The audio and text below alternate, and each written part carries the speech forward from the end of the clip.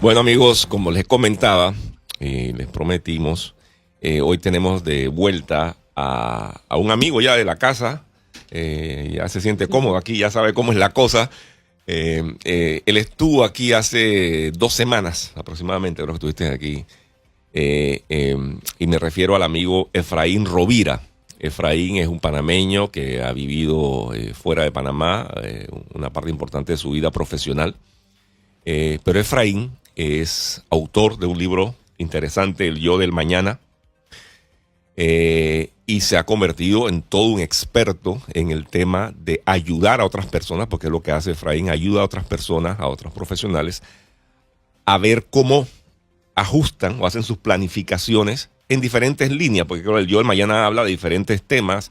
Si usted tiene la oportunidad de leer el libro, habla de diferentes temas, habla de la parte económica, pero también de la parte de salud, de la parte emocional, cómo te preparas para ese futuro que vas a tener, ¿no? Pero bueno, Efraín estuvo aquí hace un par de semanas, como dije, nos habló sobre el libro y nos habló sobre el concepto de prepararnos y de visualizarnos hacia el futuro y cómo podemos estar en mejor situación para enfrentar ese futuro. Pero hablando con Efraín, unos días después de esa entrevista, Efraín me trajo a colación la importancia de la parte financiera que tiene que ver con esa planificación. Y yo dije, oye, Efraín, si la vez pasada no pudimos hablar de todo porque el tema es amplio, el tema financiero es todavía más crítico. Disculpa, nos escribe un oyente, Emi Alonso, dice, gracias por estas entrevistas que suman a nuestras vidas en los diferentes roles. Ah, bueno, qué bien. Bien, muchas gracias. Para que vean, Gracias, Efraín, por estar aquí. Entonces, bueno, primero que todo, darle la bienvenida nuevamente a Efraín. Vamos a hablar ahora de la parte financiera y tocar las otras también, que son colaterales a esto, pero enfocarnos bastante en la parte financiera. Efraín, bienvenido nuevamente a Silver Talk. ¿Cómo estás? Muy bien, muchas gracias por la oportunidad una vez más. Este tema, cada vez que hablamos de él, lo único que termina pasando al final es que no tuvimos suficiente tiempo para hablar de él. Exactamente. Y me pasa aquí, me pasa donde hago presentaciones. Lo que pasa siempre es lo mismo. Nos hubiera gustado hablar más. Exacto, exactamente. Bueno, por eso le traímos, ¿no? Por eso decidimos invitar a Efraín nuevamente. Algunos oyentes dirán que ese señor me suena porque lo escuché, sí, lo escuchó hace 2 semanas y lo está escuchando nuevamente, pero es que el tema da para eso, eso. Efraín, me escuchaste hablar y con Bernet estábamos hablando de todos estos retos que hay, especialmente en la parte económica.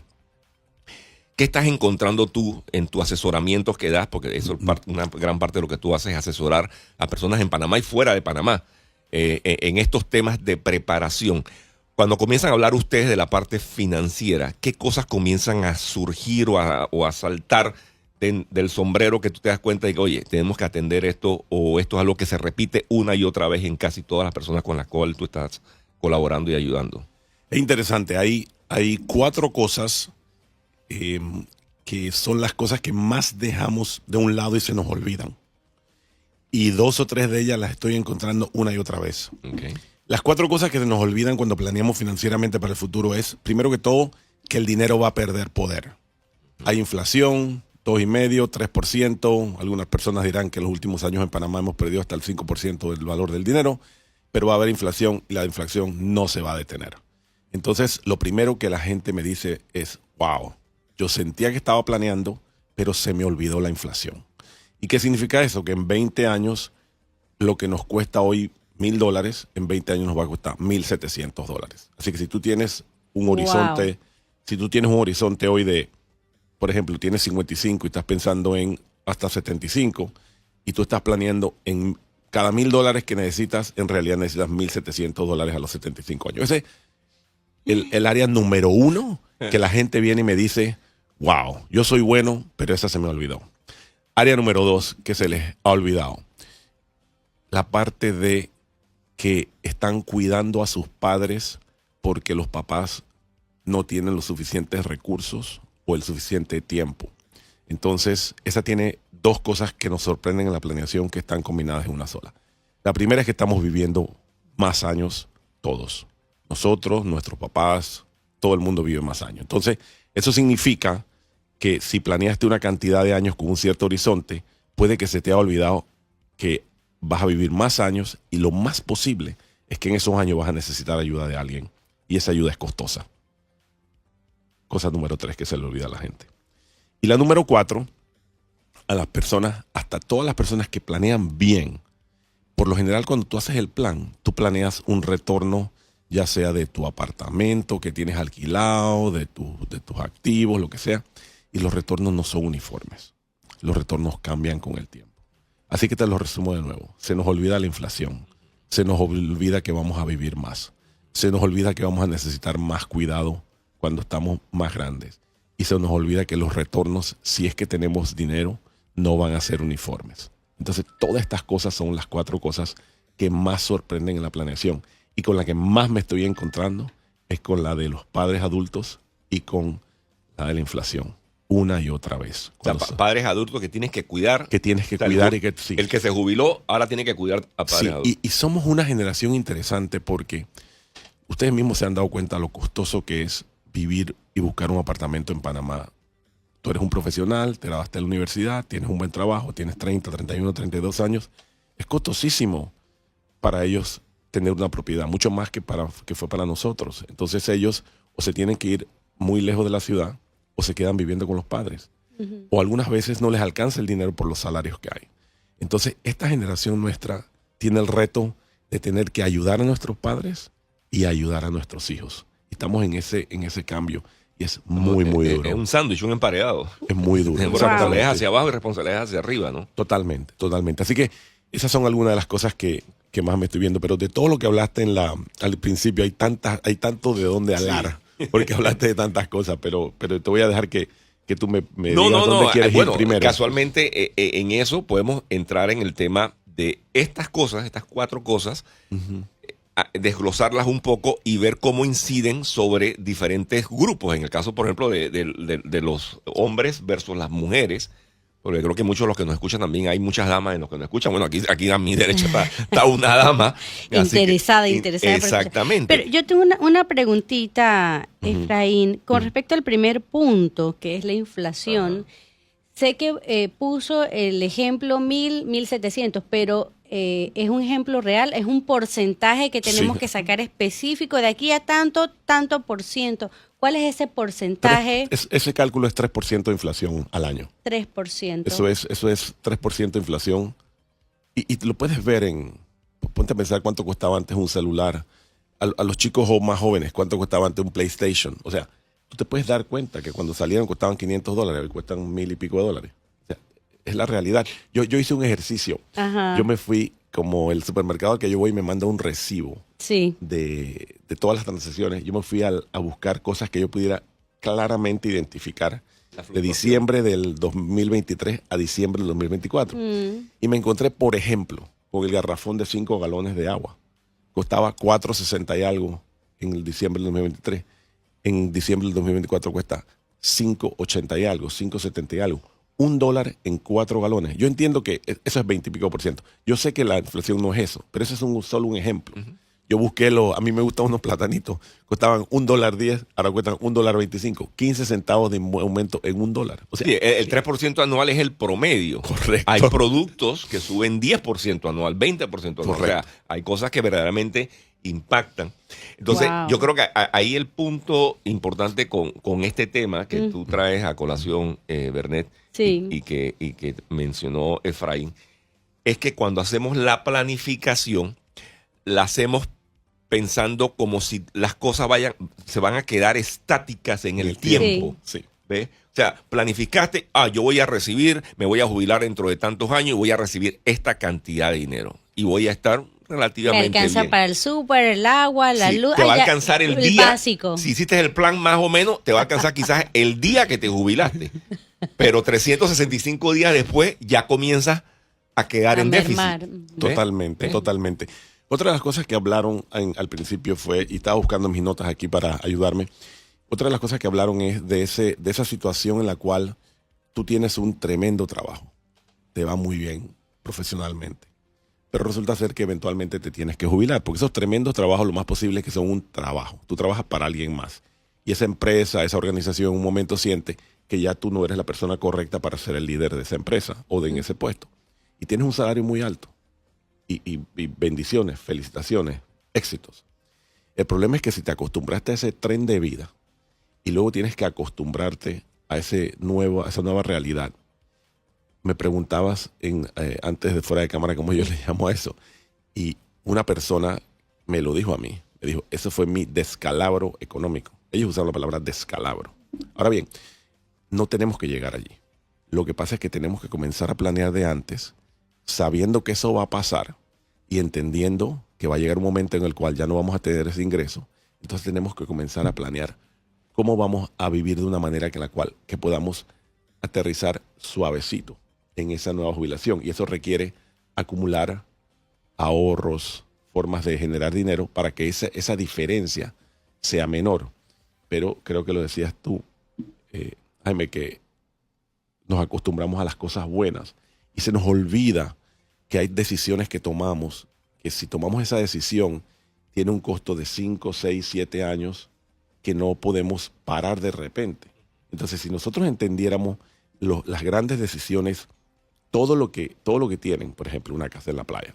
Una casa en la playa es la casa, la hipoteca, el ir el fin de semana, el mantenimiento, la gente que invito, la gasolina, el aire acondicionado, las personas que me lo cuento. Si tú juntaras todo eso y lo pudieras comparar con algo más que tú quieres hacer, por ejemplo, mandar a tu hijo a estudiar afuera o a la USMA o lo que sea. Entonces ya tú puedes medir ambas cosas, pero lo haces a priori.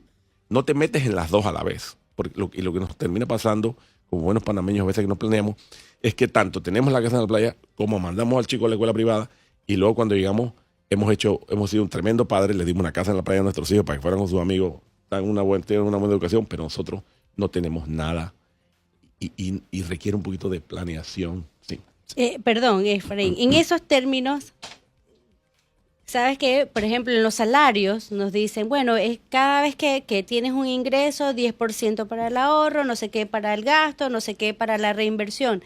En esos términos, que eso es un porcentaje que particularmente no había pensado, ¿cómo yo debo entonces el ingreso del porcentaje que yo tengo ingreso mensual? ¿Qué porcentaje yo debo sacar para poder amortizar esa pensión, esa inflación? O sea, ¿cuál es la fórmula? Hay varias variables allí. Aunque sé que no existe la píldora dorada, pero...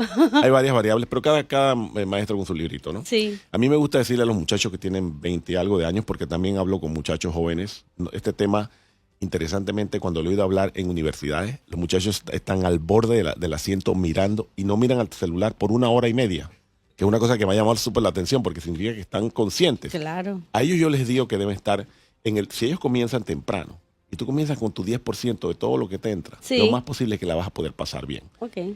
Ahora, hay una variable, que es ¿qué hago con ese 10%? A medida que lo voy acumulando, buscando maneras de que me dé un rendimiento mayor, de ese 3%, porque si me da 3% nada más y pierdo 3%, no quedo en ningún lado. Exacto. Se fue. Exacto. Pero a medida que nos vamos acercando más, allí es que tienes que, por un lado, subir la cantidad que ahorras, pero entonces controlar lo que gastas y entender, que lo dijiste en el segmento antes, entender qué cosas realmente me ayudan y las necesito realmente versus las cosas que las compro porque me veo bien, porque la gente piensa que tú eres lo máximo exitoso porque tus hijos van a esta escuela, manejas este carro o te pones estos zapatos.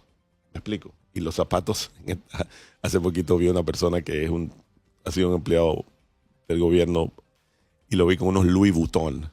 Y yo le digo en Expo Comer y yo miré hacia abajo y digo, ¿para qué esta persona tiene que tener un Louis Vuitton? O sea, impresiona, pero yo no creo que era... No es la realidad. O sea, no contribuye a su no lo hace mejor. Él se siente mejor, yo lo entiendo. Pero realmente él es una mejor persona por esto. Ahora, el problema es que esa identidad nuestra la tenemos adentro y pensamos que somos mejores cuando tenemos esas cosas lujosas. Sí. Pero la realidad es que seguimos siendo la misma persona. Sí. Un examen que yo hago con la gente es le digo, si tú no te llamaras, si tu nombre te lo cambiáramos, ¿serías otra persona? La realidad es que no. Si tú te vistes diferente, ¿eres otra persona? No. La realidad es que no. Si tú vivieras en otra casa, ¿serías una persona diferente? No. La realidad es que no. Pero nosotros nos hacemos creer que nosotros somos... La apariencia. Y entonces ahí es donde nos metemos en problemas y ahí es donde ese descalabro se pone peor. Sí. En otras sociedades son un poquito más rigurosos con ese análisis, ¿no? La gente piensa más en la parte cómo voy a vivir yo mis años más adelante. Tenemos otro comentario. Dice, nunca es tarde para planear. Nos da paz mental entender los detalles de entradas, salidas, ahorros e inversión. Gracias, Mariela. Sí, interesante eso. Sí. Vamos a hacer una breve pausa, Oliver, porque cuando regresemos vamos a tratar de encontrar entonces qué cosas, en base a la experiencia que tiene Efraín asesorando a personas, qué recomendaciones puedes dar tú. Lógicamente eso también es un tema que podemos pasar horas hablando sobre esas recomendaciones que Efraín las maneja muy bien, pero quizás hacer un repaso de algunas cositas que podemos ir haciendo. Ya has mencionado algunas de ellas que podemos ir haciendo desde temprano, entre más temprano mejor, pero inclusive cuando estamos un poquito tarde en el proceso, qué cosas podemos ir haciendo para ir mejorando esa preparación, esa planificación y ese momento en el cual entramos a la jubilación, entramos a una edad en la cual necesitamos utilizar todos nuestros recursos para mantenernos en nuestra manera de vivir, ¿no? Así que vamos a hacer una breve pausa, Oliver, y regresamos en un instante para seguir hablando de esto ya en más detalle con Efraín Rovira.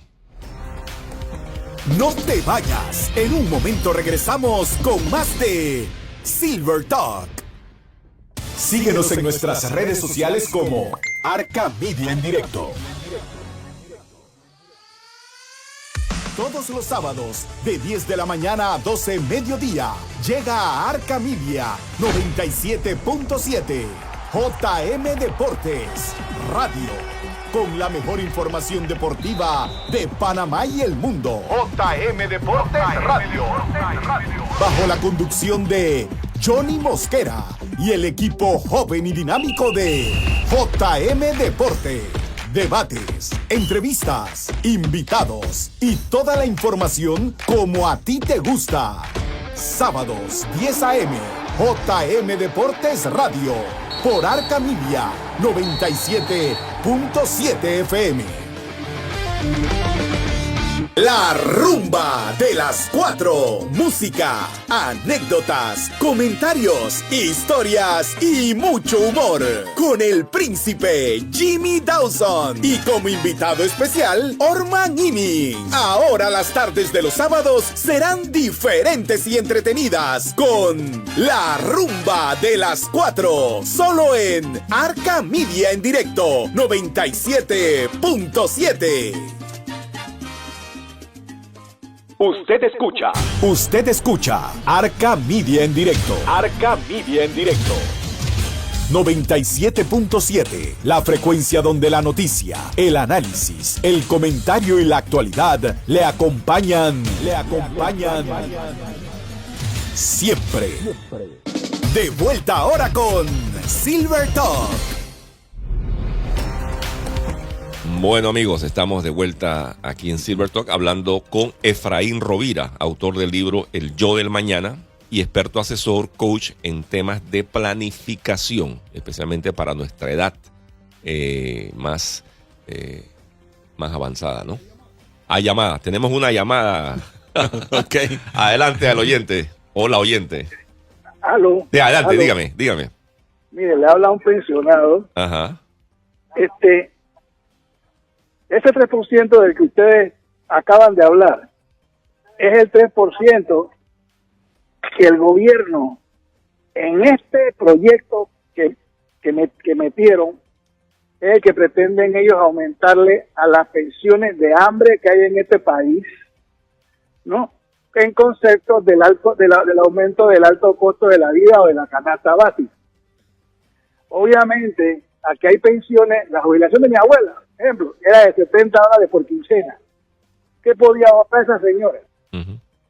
¿Me explico? Entonces, aquí hay pensiones que no dan oportunidad de ahorro. ¿De dónde vas a ahorrar? Entonces, no toman en consideración que el pensionado para de trabajar no es porque quiera, sino porque la enfermedad lo obliga a parar. En consecuencia no va a tener su cuota, el total de su cuota paga. Eso es lo que tienen que tomar en consideración. O sea, a la hora de hacer un contrato como este o una nueva ley, hay que ser más humanos, chicos. Así es. Gracias. Así es. Gracias a ustedes por su comentario. Bueno, sí, el tema es obvio, ¿no? El 3% que se establece por ley, y en este caso... Sí, tiene que ser todos los años para que vaya por lo menos mitigando. Mitigando. Exactamente, sí, pero sí. No sé cómo es la ley. Sí, pero sí, lo hace esporádicamente. Sí. Es que aunque lo hagas el 3% todos los años básicamente va...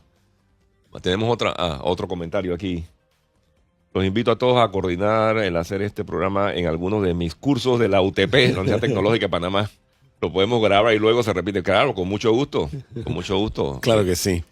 Podemos coordinar ese tema. Ahí podemos dar los detalles, cómo nos pueden contactar al final para seguir hablando de esto, ¿no? Pero sí, entonces hablábamos de cómo hacer para tomar las decisiones y tratar de mitigar algunas de estas cosas. Hablábamos tenemos dos opciones. O comenzamos temprano, que tenemos más posibilidades, podemos hablar de algunas de esas, Efraín, o si estamos tarde, qué cosas podemos hacer para de alguna manera mitigar la situación que tenemos económica. Bien, cuando estamos un poco más tarde, tenemos que entender cuáles son las cosas que pueden cambiar y que nos pueden meter en problemas, y por eso tenemos que planear para todas esas cosas. Y algunas de esas cosas no son financieras, pero tienen un impacto financiero. Les digo rapidito, la parte de la salud. Si no tenemos buena salud, vamos a gastar más dinero en mantenernos sanos y vamos a estar complicados. Entonces, si estamos más cerca de los 50, tenemos que analizar el tema de salud. Y el tema de salud tiene 3 componentes para la gente de más de 50 años. Tiene una parte de cómo comemos, tiene una parte de cuánto nos movemos, tiene una parte de cuánta masa muscular tenemos, y es más, me gustaría decir, tiene una parte de cómo dormimos. 4 cosas.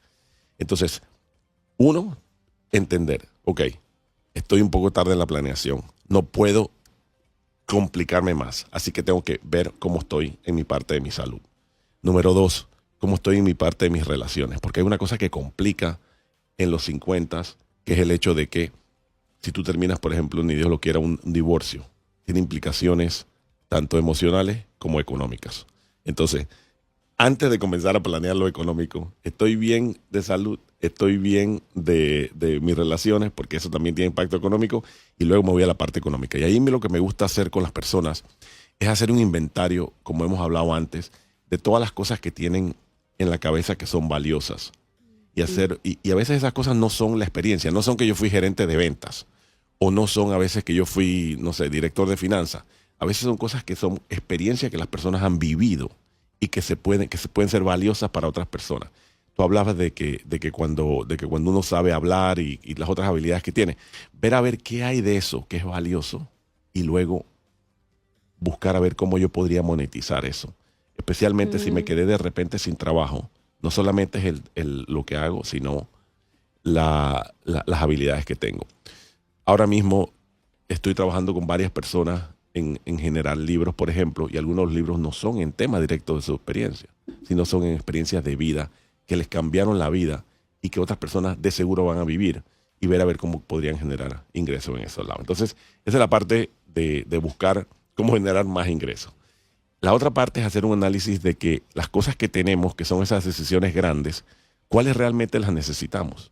Y a veces, por ejemplo, nos encontramos que me encantan los autos europeos, pero cuando lo voy a vender o cuando lo voy a reemplazar, me dan menos por él. Cuando lo voy a mantener, me cuesta más. Entonces hay que buscar los lugares donde hay grandes gastos. Hacer ajustes. Y hacer ajustes lo más temprano posible para que esa diferencia entre donde estoy en entrada y donde estoy gastando sea lo menos posible.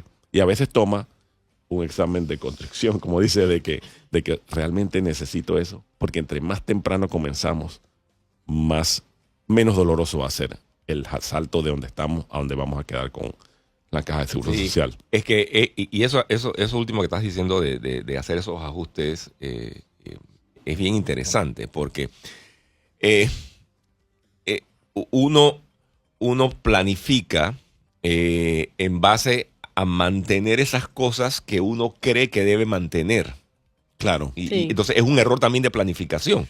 Sí. Porque planificas como que, ok, yo voy a seguir comprando carros europeos cuando tenga 57 años, cuando tenga 60 años, 64 años, pero ahí también posiblemente hay que hacer un ajuste como tú dices, Efraín, de si verdaderamente si voy a tener un déficit, si voy a tener una situación apretada, porque no me preparé, porque si me preparo lógicamente y comienzo a ahorrar a los 20 y pico años, a hacer inversiones, a comprar propiedades, bueno, entonces posiblemente llegarás a una situación a tus 57 o a tus 62 años que no hay problema, que te permita esos lujos. Puede ser. Y en realidad los autos hoy duran mucho tiempo. No tenemos que cambiarlos cada 5 años. Si compramos el auto correcto, con el tipo de auto correcto, un carro puede ir 10 años perfectamente. Y entonces hacemos esos ajustes, como tú dices. Exactamente. Entonces pasa eso, ¿no? Entonces terminamos. Entonces, una cosa que hablamos de Efraín hace unos días era el tema ese, casualmente, de esos ajustes. O sea, ¿dónde tú, cómo pasas por el proceso ese mental de hacer esos ajustes y en qué haces esos ajustes? Sí, y la falacia que a veces nos traiciona es que cuando tenemos un presupuesto, decimos, bueno, yo voy a quitarle a mi presupuesto 10 o 15%, pero la maniobrabilidad que tú tienes en tu presupuesto en realidad no está en las decisiones grandes que son las que más te cuestan. La casa, el carro, donde van los chicos a la universidad, la casa de playa, si le ayudas a tus padres. Esas cosas no tienen mucha flexibilidad en el corto plazo. ¿Tú dónde tienes su flexibilidad? En el supermercado, en la ropa, en la gasolina, en el restaurante. Pero adivina qué, eso es un porcentaje pequeño de tus gastos. Entonces tú quieres quitarle 15% a todos tus gastos cuando tienes poca maniobrabilidad. Entonces lo que tenemos que pensar es, a la edad que sea, tenemos que pensar que no podemos permitir que decisiones grandes se metan en el camino de poder maniobrar más adelante cuando necesite maniobrar. Y por eso es que hay que tomar estas decisiones que tienen cola, que tienen muchísimas líneas detrás de él. Porque a veces, inclusive, si tú piensas, bueno, yo puedo mandar a mi hijo a estudiar, no sé, a Colombia o a España, lo que sea, y tú piensas en la colegiatura, y tú piensas en la manutención, y tú piensas en un pasaje. ¿Pero qué resulta siendo? Que tú vas a querer ir a verlo más, vas a pagar en hoteles, él va a resultar que los gastos que presupuestaste no son suficientes, que necesita más movilidad, que necesita un seguro médico, que los libros son más caros. Entonces no haces el número correcto, porque te fijas solamente en la línea. El caso más clave de eso es el carro. Tú piensas en el pago del carro, pero nunca piensas en el mantenimiento del carro y en la depreciación del carro. Exactamente, sí. Exactamente. Y ese es uno de los errores grandes que cometemos. Sí. Así es. Compramos un carro porque suena bonito. Ahora hay carros bonitos lindos, sí, pero que no tienen valor casi de reventa. Y si no le haces un buen mantenimiento, entonces lo vendes a casi nada. Exacto. Correcto. Entonces, todo ese presupuesto. Yo estaba meditando todo, yo lo transformaría en tomar en cuenta todos los recursos que tenemos, sea conocimiento o sea de propiedades. Y aquí meditando, tengo una propiedad, ¿puedo sacarle algún beneficio? ¿Me es rentable? ¿Lo puedo alquilar? O sencillamente, ¿sabes qué? A esta altura yo no voy a ir hasta allá, no voy a la playa, entonces ¿sabes qué? Lo vendo y lo tengo como eso que no ahorré. Entonces, como esos mecanismos que quizás no tomamos en cuenta, ¿qué recurso tengo que yo pueda usarlo a mi beneficio? Totalmente. Y es que a veces estamos con una cinta, con un tape viejo. Hace 30 años no era fácil conseguir a alguien que te prestara una casa en la playa porque, pues, el que tiene casa en la playa, lo tiene en la playa. Hoy hay una cosa que se llama Airbnb. Entonces, tú resulta ser que tienes una casa en la playa y la usas 10 veces en el año y te cuesta muchísimo dinero. Hace 30 años sí tenías que tener esa casa en la playa para poder ir a la casa en la playa. Pero hoy puedes alquilar un Airbnb y puedes en diferentes playas el fin de semana, y cuando sumas es una fracción de lo que te cuesta todo. El mantenimiento y todo. Entonces, ahora tú hablas de algo que no he mencionado, pero que es clave. Y es que yo no comienzo a hablar con las personas acerca de presupuesto ni de gastos, porque siento que hay algo que hay que hacerlo primero. Y es entender nuestra relación emocional con el dinero. Si no lo entendemos, no podemos comenzar a hacer presupuesto. Entonces tenemos que entender si el dinero es una cosa que me hace quien soy o es un instrumento que me sirve para la vida. Si me hace quien soy, entonces tenemos que entender que hay que trabajar en eso. Primero, porque de nada me sirve un presupuesto si yo me siento que soy por los zapatos que tengo, por la casa que tengo, por donde van mis hijos a la escuela, por etcétera. Para poder resolver todo este problema hay que sacar la identidad personal del dinero de dentro de mí hacia un instrumento que me va a servir y me va a dar independencia financiera. Entonces, ese es el primer paso. Si no resolvemos eso, vamos a seguir en problemas. Y en esa línea, Efraín, y volviendo también al ejemplo de Bernet, es el tema de cuando hacemos esa evaluación de qué cosas tenemos, especialmente las cosas materiales. Tenemos que tomar decisiones duras a veces, importantes, pero que nos van a ayudar a llevar esos años adicionales de la mejor manera posible. Las propiedades es una de esas. ¿Ve? Los autos también. Nuevamente, nos jubilamos, llegamos a nuestra jubilación, nos estamos quejando de que no es suficiente, de que el aumento del seguro social no nos va a cubrir nada, pero entonces queremos mantener el mismo tipo de auto que teníamos hasta ahora. El estatus de vida. Estamos planeando que dentro de 3 años tenemos que cambiar el auto que tenemos y tenemos que comprarnos otro auto. Entonces, como tú dices, posiblemente una de las cosas que tienes que hacer en tu cabeza es, no voy a cambiar mi auto por 10 años. Y entonces, por ende, voy a comprarme un auto que las piezas la venden hasta en el supermercado. Exactamente. No que sean cosas que tengo que esperar 3 semanas porque esa pieza no especial. hay. Otra decisión, el ejemplo que tú das, Bernet, de la propiedad. Tengo una propiedad, aunque sea pequeña, la tengo. Entonces, ahora viene, estoy en esa situación, estoy a punto de jubilarme o ya me jubilé, tengo mis necesidades económicas.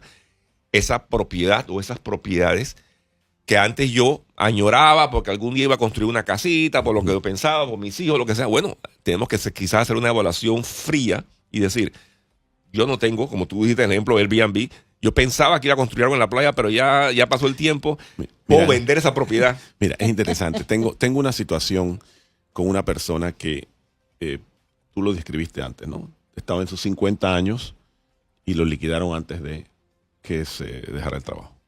Entre la liquidación le tocó varias cosas, pero él dice, voy a sacar $100,000, mi liquidación, ganaba un buen sueldo, imagínate una liquidación de $100,000, y dice, lo voy a invertir en una casa en la playa. Me dijo eso, ¿no?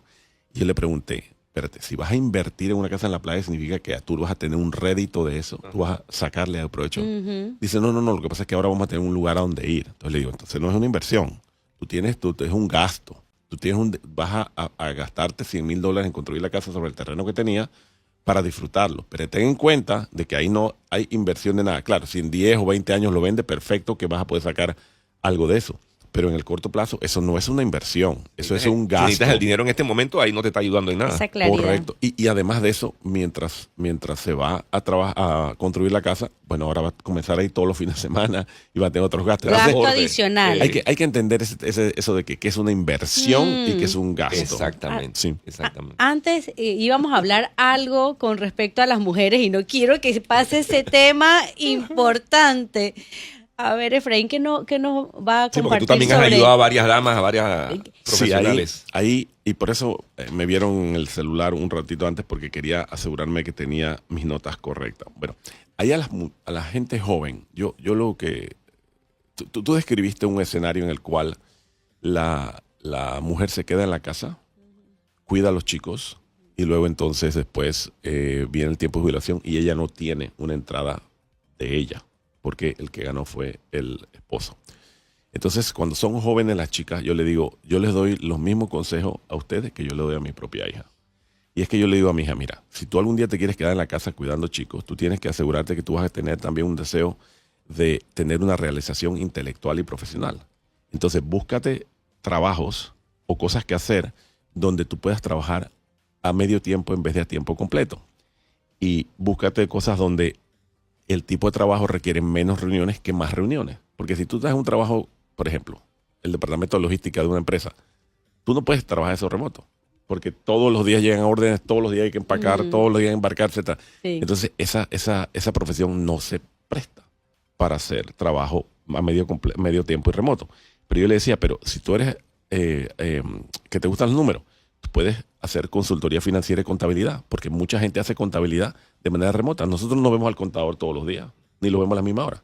Yo le decía, si tienes la parte técnica, programación, no tanto programación como ahora con inteligencia artificial, pero sí utilizando las herramientas de inteligencia artificial. Yo le decía, consultoría en recursos humanos. Eso es algo que el reclutamiento se hace a medio tiempo. Marketing digital, diseño, servicios legales. O sea, hay una cantidad de cosas que si estás joven y quieres tener independencia como mujer, hay tareas que son más fáciles para que tú tengas flexibilidad, porque no hay nada mejor que poder manejar tu tiempo. Eso si estás joven. Obviamente, en la parte cuando estamos más grandes, entonces hay que ver a ver qué tenemos que podemos monetizar. La estadística que yo tenía, que estábamos hablando fuera de línea, es que el 20% de las mujeres del mundo se sienten listas para jubilarse. Esta es una estadística mundial. El 30% de los hombres se sienten listos. Así que hay una brecha de 10 puntos. Entonces, sí, hay que entender lo más pronto a las mujeres que, como van a tener que cuidar más a los esposos, a los hijos, a esto, que hay maneras de ganar, a los papás, maneras de ganarse la vida que tienen un poquito más de independencia y flexibilidad que otras. Obviamente, si tú eres una persona experta en logística y tienes 50 y pico años, pues allí tenemos que ir a investigarte un poco más de lo que hay en tu cerebro que sea monetizable, porque tu conocimiento profesional no lo podemos convertir. Un asesor de repente te pero conviertes. Pero siempre tienes que buscar, siempre las personas tenemos cosas en el cerebro que son valiosas y que son monetizables. Eso es uno de los descubrimientos que he tenido y que las personas que trabajando conmigo han tenido, de cómo hemos desarrollado ideas acerca de libros, de masterclass, de cosas así, para poder hacer dinero. Extraordinario. Sí, no, Werner, en el caso ese, yo creo que lo que está saliendo a relucir aquí con mucha fuerza es que todo esto que estamos hablando, en el caso de la mujer, tiene todavía más importancia de comenzar a trabajar en eso lo antes posible, por las implicaciones que ya Efraín ha tocado y que yo también mencioné al inicio del programa. O sea, hay unos retos mayores.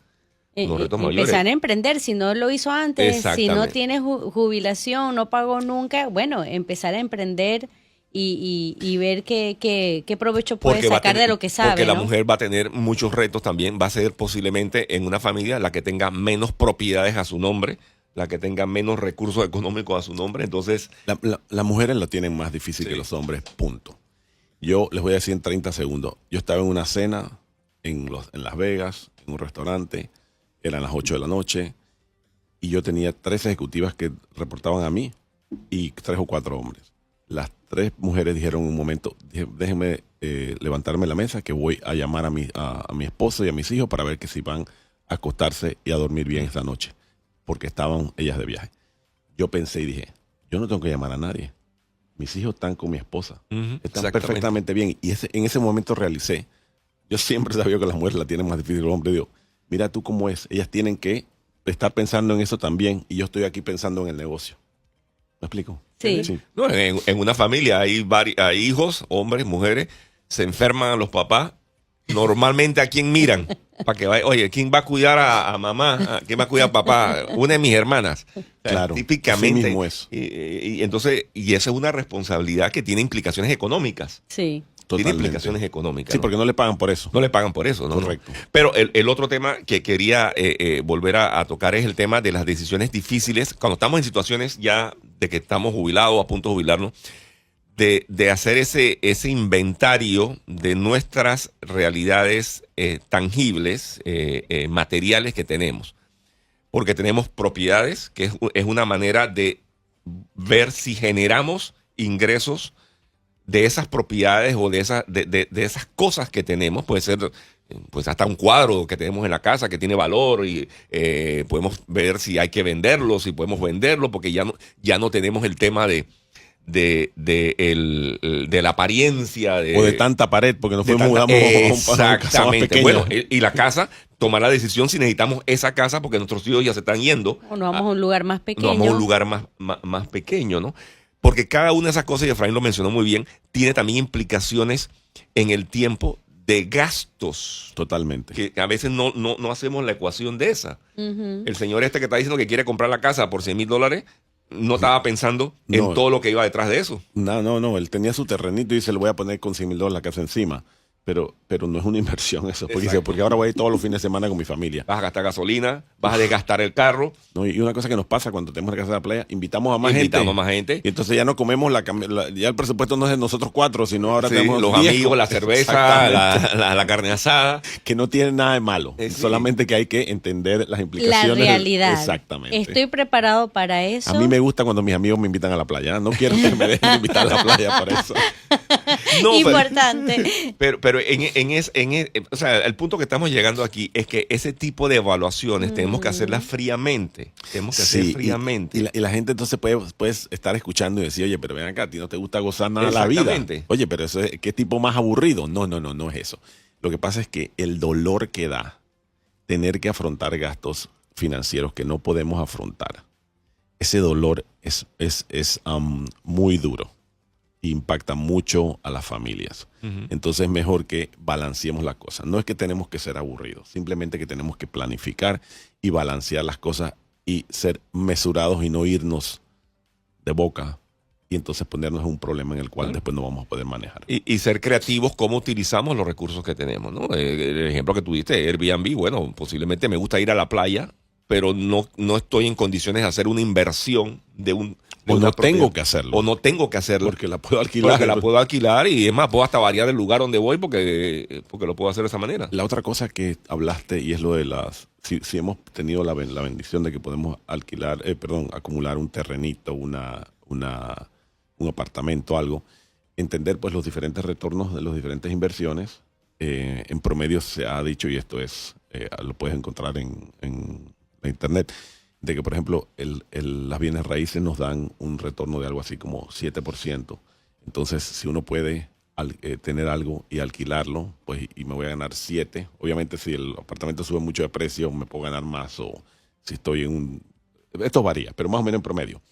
Eso significa que si el dinero va perdiendo 3%, la propiedad me está dando 7, pues ahí me estoy balanceando un poco. Entonces, puedo balancear las cosas. Entonces, no solamente es todo en una cuenta de ahorro, porque las cuentas de ahorro a veces, por más que sean plazos fijos, nos dan 5.5 puntos o 6 puntos, 5 puntos, menos 3 nos quedan 2. A lo mejor si podemos invertir en algo de un apartamentito o algo, y yo he visto apartamentos que se alquilan y que los venden y 30, 40 mil dólares, muy pequeños, pero es un activo que puede generar rédito y la gente puede comenzar a generar ingresos y eso mitiga. Ahora, el problema es cuando comenzamos a vender el activo, por ejemplo, cuando vendemos el terreno para que nos pague los gastos que estamos viviendo. No, el activo que tenemos es para vivir de lo que da eso como rédito, no consumirnos ese capital. No es que tengo 10 terrenos y entonces con esos 10 terrenos voy a vivir hasta los 80, 85 años. No. Ver cómo convierto eso en algo que me da dinero y yo vivo del dinero que me da ese capital en un terreno, en una casa, etcétera, ¿no? Porque sí, a veces también la otra cosa que nos pasa es que no entendemos de la parte financiera y entonces nos consumimos, nos gastamos el capital, que es el que produce. Entonces la idea de vender una propiedad no necesariamente es o si la vas a vender para reemplazarla por otra que te va a dar alquiler o que te va a dar. O si la vas a vender para tener ese efectivo que... Bueno, pues si lo vas a poner en un plazo fijo, perfecto. Ayer estuve hablando con 2 empresas aquí en Panamá porque lo que ha pasado es que personas los estoy asesorando y entonces comencé a investigar qué hay más en Panamá para poder invertir y hay instrumentos y hay instituciones que te dan donde puedes invertir en la Bolsa de Valores de Panamá o en los Estados Unidos. Obviamente tiene más riesgo, pero tiene más retorno. Entonces ya estamos hablando de 8, 9%.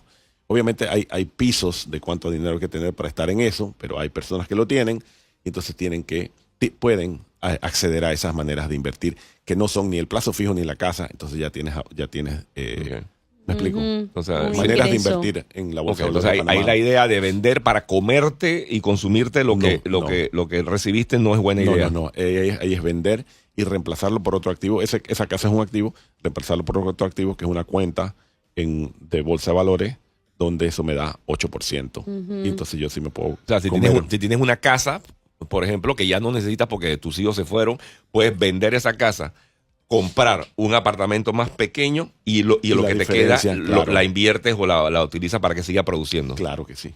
Y puedes vivir de ese dinero, ¿no? Interesante.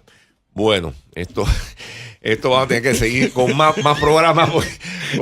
Con Efraín van saliendo más preguntas que respuestas, porque esta cuestión uno se va dando cuenta de todo lo que hay que hacer para planificar adecuadamente. Sí, son cosas que uno sabe que están, pero no somos conscientes. No le mete el tiempo en la cabeza. No somos conscientes. Hay una parte que es establecer en estas propiedades, dejarlas legalmente bien amarradas para que a los hijos no le cause un problema cuando uno ya no está. Sí. Y ese es otro tema. Ese es otro tema, Ese es otro exactamente. Que Sí, hay la parte legal que a veces no la cuidamos y ¿Cuánto- le dejamos un problema a los hijos. ¿Cuántos terrenos hay por ahí en Panamá que no se han puesto de acuerdo los hijos? los hermanos y Así tienen es. 40 años y no se pueden vender? Así es, ¿Me explico? exactamente, porque hay unas peleas ahí. trámite entre de ellos. sucesión y Sí, demás. Ese es horrible. otro tema, por Es ejemplo. otro tema. Ay, Sí. bueno, vamos a tener que seguir hablando. Efraín, si alguien te quiere contactar, primero, ¿dónde puede conseguir tu libro? Y si alguien te quiere contactar, ¿cómo te puede contactar? Ajá. El libro está en venta en los supermercados Riva Smith, El Yo del Mañana. El Yo del Mañana, y está listo, está disponible en Amazon. Pero también me pueden escribir a mí directamente. Yo estoy en WhatsApp en el 6168-4999. 6168-4999. Y si se les olvida todo eso, www.efrainrovira.com. Mi Facilito. nombre.com. Rovira Ok, con excelente. V. Rovira con V. efrainrovira.com. Abajo hay un botoncito de WhatsApp. Ahí donde comprarlo también. Un Ok. gustazo tener nuevamente a Efraín Rovira con nosotros en el día de hoy para seguir hablando de esto. Yo creo que vamos a tener que hacer otra cita con Efraín para volverlo a traer y seguir desarrollando estos temas que son tan interesantes, pero también tan valiosos. Tan Claro. valiosos que creo Oye, que... y tengo Instagram, TikTok y YouTube, todo el @el yo del manana. Porque no hay en Manana. inglés. Nadie @el yo del manana en Yo del TikTok, Manana. en Instagram y en YouTube. Siempre estás Perfecto. subiendo contenido. Muchas gracias, Efraín, por Gracias. estar con nosotros.